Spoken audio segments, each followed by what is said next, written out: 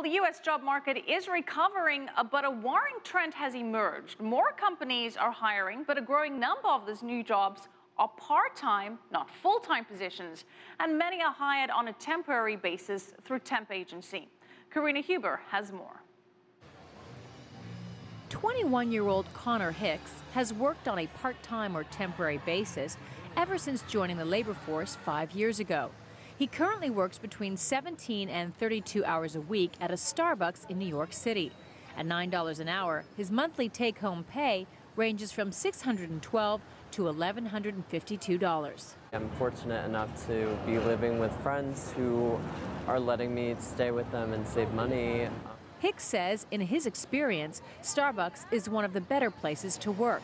He wants more hours to boost his income, but they aren't available to him. Managers are just hiring people part-time and not giving them enough hours. Colin's story isn't unique, particularly to those working in the U.S. retail and the food services sectors.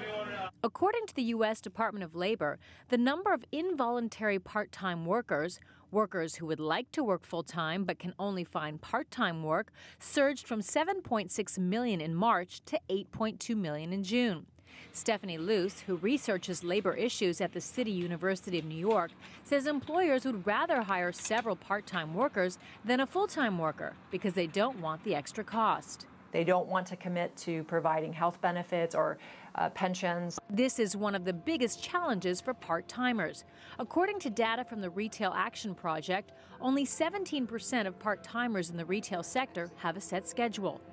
I'm not able to know what my hours are going to be from week to week, so it's hard to look for another job. This means a growing number of workers are having to settle for less work, less pay, and no benefits. This often leads to poverty, says Luce, and she sees no signs of the trend slowing down. We see global employers suggesting that this is one way to keep their costs low and to remain flexible in a global economy. Workers are also going to have to be more flexible in this global economy, settling for part-time or temporary work that may never lead to an actual career. Karina Huber, CCTV, New York.